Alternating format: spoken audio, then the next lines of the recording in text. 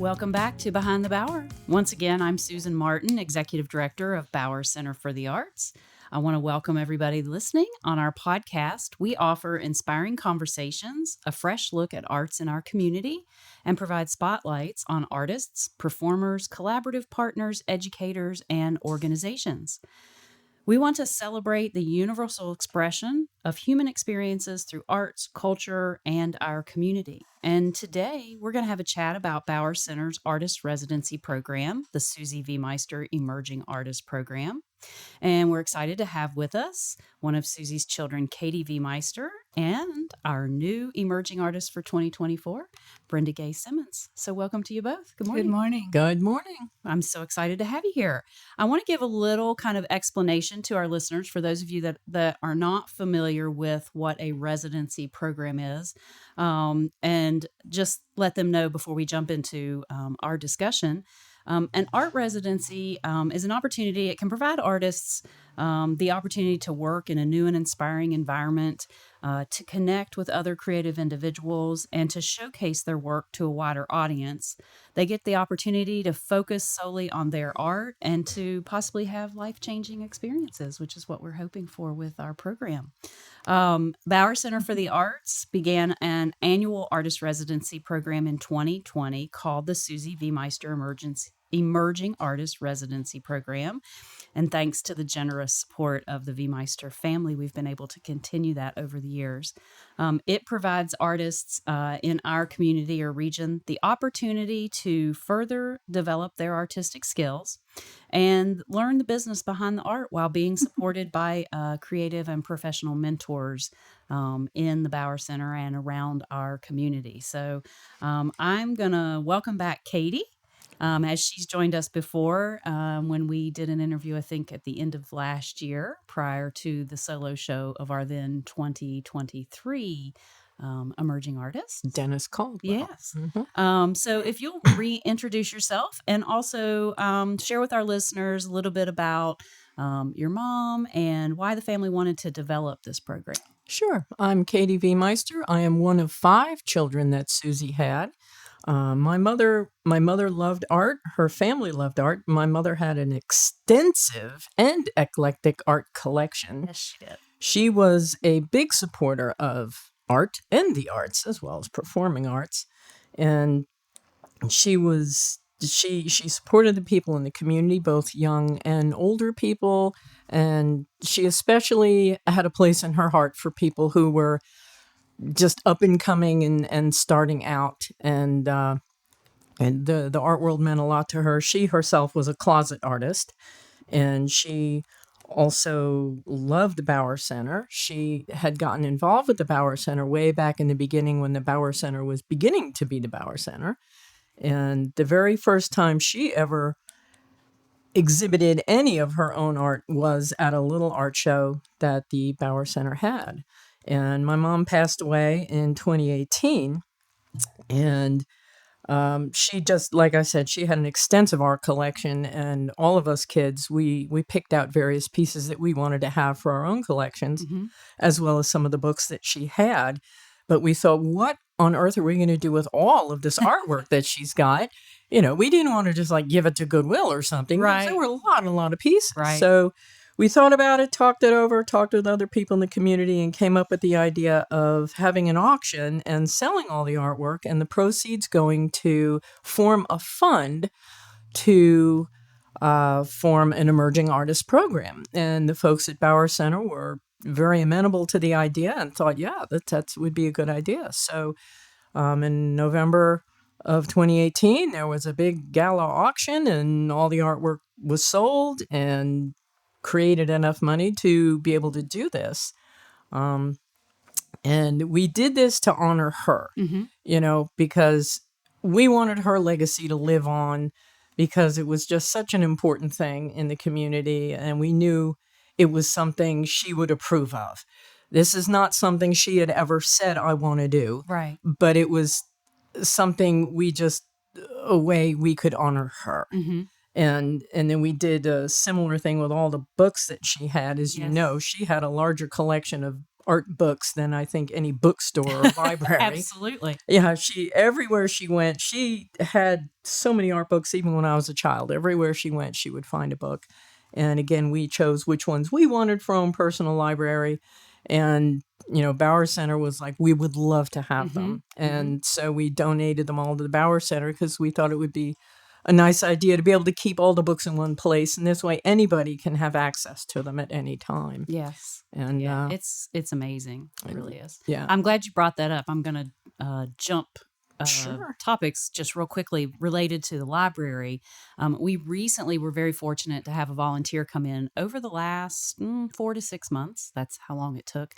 That went through and cataloged all of the books that are in our library and that were mostly donated from your mother's library, utilizing the number system through the Library of Congress. So all of the books have been cataloged and identified.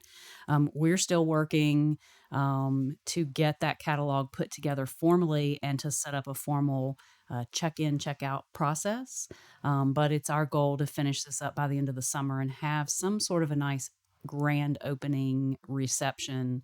One, to thank the family once again, but to showcase the library more formally to the community. We've kind of had this library since before COVID, Yeah. Mm-hmm. and it's accessible. Individuals are more than welcome to come in at any time and sit in the library and peruse the books and things like that. But we've never had a way to catalog them to make sure that we can keep track of them because we want them to live there for as long as Bauer Center is in operation, right. and have the ability for people to utilize them. But I can say that the young man that worked with us actually works full-time for the National D-Day Memorial and does a lot of cataloging for the items that they have that are donated or brought in. And he was amazing. And he was also amazed because he got to go through personally every single book. He took every book off the shelf, cataloged it, looked at it, and he was like, it took me that long because I'd get so interested in the book. And then the next thing I know.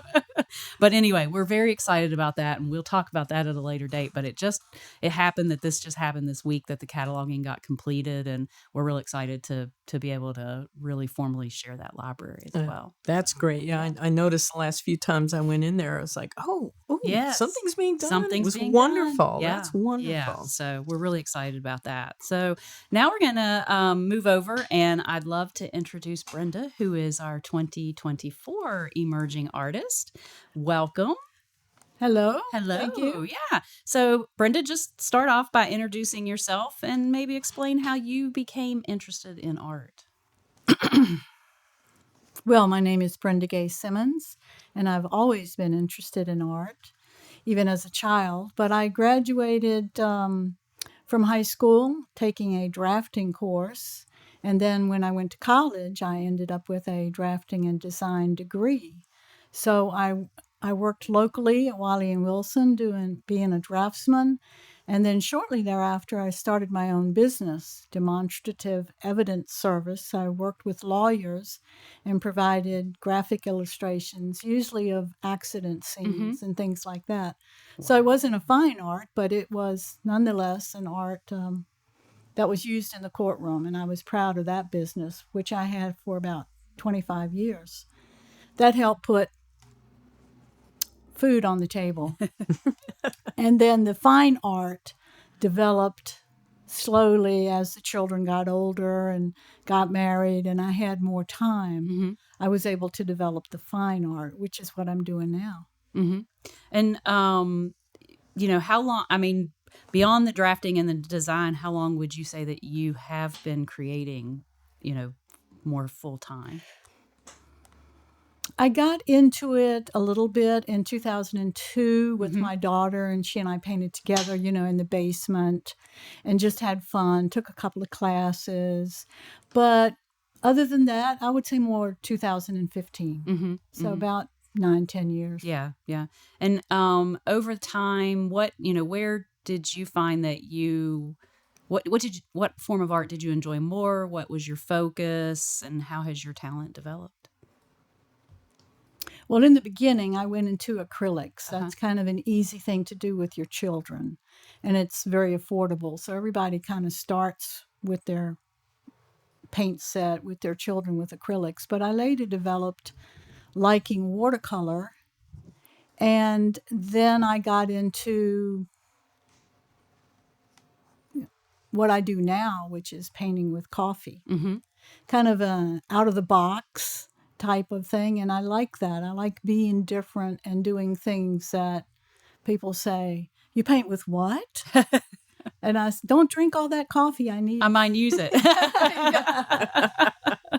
So it's fun. I make it fun like that. Right, Yeah. right. So tell us a little bit more in depth of the process of how you paint with coffee, and where do you get your coffee, and how do you adjust the colors and or You want me to give away my levels? trade secrets? Well, not all your trade secrets, but is it difficult? Do you find it, I don't know. Just tell us a little bit about that Okay. process. You don't have to go into all Is the it details. fun, Yeah, is it or- fun? It is fun. Yeah. Yeah, because you never know how it's going to dry. Well, let me start back. I saw a picture that was painted with coffee years ago. Mm-hmm. And I thought, well, that's cool. I can do that. That looks like fun. And then later started painting with coffee, and then liked it more and more and more. I also incorporate sometimes stains like black walnut stain, hibiscus stain, tea if you want a very light color. And I do a lot of experimentation. Like, I wonder if I can paint with mayonnaise. Or I wonder if I can paint with Kool-Aid, and I find that those things don't work too well. Right. Yeah, I was wondering about the coffee. Do you ever paint with coffee that has creamer in it, or sugar, or No. artificial sweetener? It's straight from the pot. Okay. We brew a cup of coffee every morning. We drink half of it, and the other is set aside. And how I started was I took that coffee and I poured some of it in a cup. So that was like cup one. And then I put the rest in a pot and boiled it. And as the water boiled out, that made the coffee stronger Right. and darker. And then that would be cup number 2. And then I would do it a third time, and that would be the darkest cup number 3. Sometimes I paint with it when it's still warm coffee. And sometimes I paint after it's cooled down. I haven't found a difference. Is there a difference in color when you paint it fresh and then a few hours later, now it's dried? Is it darker or lighter when it's dried, or is it about the same as it was when you applied it to? Well, when I paint my first layer and then it dries leaving edges.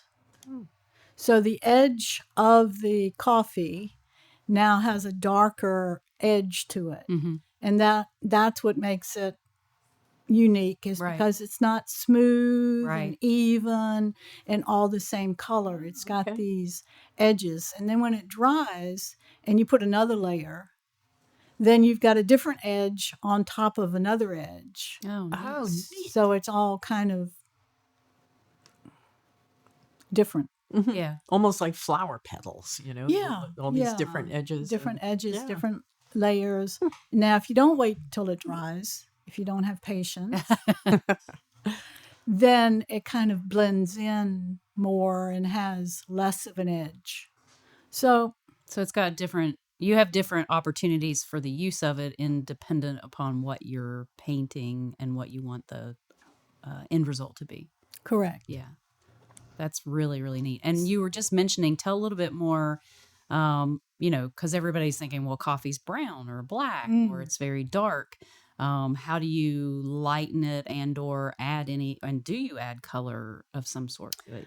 Well, I start with a layer, usually the lightest layer, which would be cup number 1, if you will. And I paint a basic covering. I don't paint the whole picture because you do want some white to show through a little bit here and there. And then when that dries, you go to cup number 2 for your darker layer, and then cup number 3. Or you can just keep adding number 1 on top of number 1 on top of number 1. That does get darker as you do that. And then when it dries, and I like the way it looks, then I ink it Mm-hmm. as an outline, and it makes the details stand out a whole lot better. You can see the picture instead of just a bunch of brown and tan and dark brown, kind of sepia looking. Mm-hmm. And I have also, as you mentioned, started adding some color to see how that looks. Mm-hmm. So one time I used an orange watercolor pencil. Mm-hmm. And I was thinking that when I added water, that color would dissolve and move around the picture more than it did. So, live and learn, right? Right. Yeah. Right. It's like a little science project every time you try something different. Science project. I love science projects. So, and now I'm adding a little bit of color. I'm in the process of drawing a sea turtle swimming, and he's going to be brown from the coffee, but the water in the background is going to be blue Mm-hmm. or green or teal. Right. We'll see how that color pops out. Yeah. Well, that was my next question is, what do you paint? With using the coffee, was it more landscape oriented or were you I try to pick something that will look good in brown. Right, obviously. There are some beautiful flowers out there, but if you painted them in brown, they might not look as pretty as cattails. Right. That's another object that is in my future, is to paint some cattails. I've done animals like a giraffe, Mm-hmm. A kitty cat, and then I've done a couple of barns. Mm-hmm. Oh, I bet those turn out beautiful. I was just thinking the same thing. I bet. Well, and they you turn mentioned out that it nice. has like a sepia tone, and I love sepia tone photography, and I, can't imagine even things with color that you normally see coming out in that sepia tone would be beautiful. It's, like you said, a science experiment. So I'm having fun with it. That's great. And that's what I like to do with my art, is have fun. If I can't have fun, then move on to something where I can enjoy. I'm retired, so I just want to enjoy life. That's awesome. Well, I'm going to circle back a little bit related more to the Emerging Artist Program and ask you, why did you apply? What interested you in this opportunity? It was a happen chance because my husband and I were at the Bauer Center checking out the artwork. Mm-hmm. And I bumped into you, Right. Susan. And we started talking about the upcoming Emerging Artist Program. And I thought, well, I should apply to that. Why not? Because it was going to be soon. Right. And so I did. Yeah. And not knowing that I was going to be picked, just as a why not kind of thing. Right. And so we got it done and sent it in, and then waited and pins and needles, because I was so super excited about the possibility of growing my art and growing connections to the community. Mm-hmm. So it was just by chance. Awesome. Now that you are fully in your studio and starting to work at Bauer Center and get a little bit involved in some of the opportunities with the other studio artists and some of the exhibits, what are some of your expectations for the rest of this year? And what do you hope to gain from your participation in this residency? I would say the opening of opportunities. Mm-hmm. There are many opportunities that are available that I'm not aware of, such as this podcast. Mm-hmm. I've also been introduced to some local businesses, a local coffee shop, First 11. Mm-hmm. And because of that introduction at the Bauer Center, they asked me to hang up some of my works of art, some of coffee and some not coffee, watercolor, acrylic. And I even sold a piece the other day. Awesome. Oh, that's great. That's opportunities. Great. Yeah. Very good. That's great. Networking. Yes, those are big components of what our program intends to do, is offer those connections, the networking, personal growth.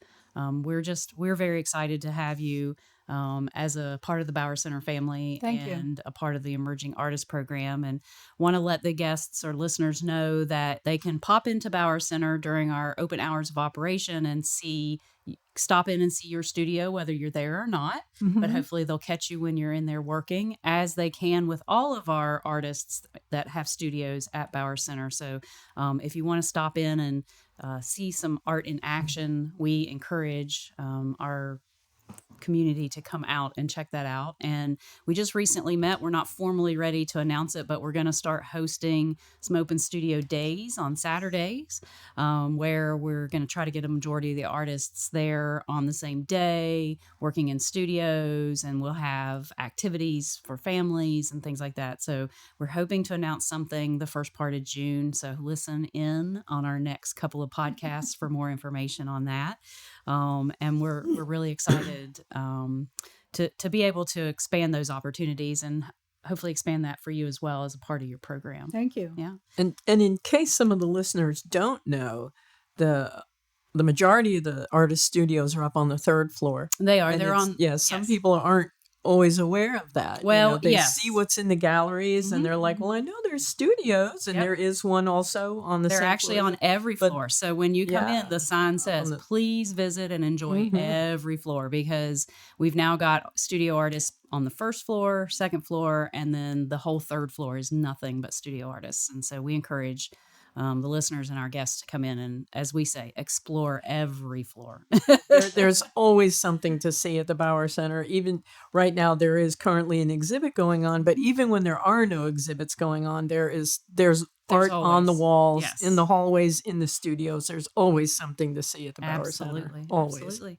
Well, we're going to wrap things up. And in closing, I always like to remind our listeners, as Katie mentioned, we are currently we just opened about a week ago our 12th annual National Juried Exhibition. That's open through June 15th. We have 64 artists represented from 10 states. And we have about 62 works of art on display right now in that national exhibition. So we encourage everybody to come out and see that. We do have a concert coming up on June the 1st. Sam Wheelock, who is an Appalachian singer and storyteller. He's a one-man show, and it's a really unique story about his life growing up in Tennessee. So we're very excited for that. And please, you can get tickets at bowercenter.org or lynchburgtickets.com for that. And then I do want to just lastly mention that our 4-week-long youth summer camps are now open and currently registering. Those are taking place in both June and July for ages 6 to 15. And while scholarships are available for the youth, our funds are starting to get a little low. So if you'd like, we'd like to encourage our listeners to consider making a donation to our Rod Adams Memorial Scholarship Fund to ensure that the arts are accessible to all the youth in our community. We don't want to turn anyone away. A donation of $175 will support one child to participate in 1 week of art camp. So we hope that you can consider making that contribution, and we'll take any level of donation, but we don't want to have to turn any families away that want to ensure that their kids have the accessibility to participate in the arts and be creative this summer. So donations can be done online at bowercenter.org, or you can stop in and make the donation in person. So please, as a reminder, visit our website for all of our up-to-date information on classes for both adults and youth, our live performances, future exhibits. We have a page called Our Art at Home, which is free activities for families to download and do with their kids. And we hope that you'll take an opportunity to listen to our library of podcasts. So thank you both again for joining me. And this has been Behind the Bauer. Thank you.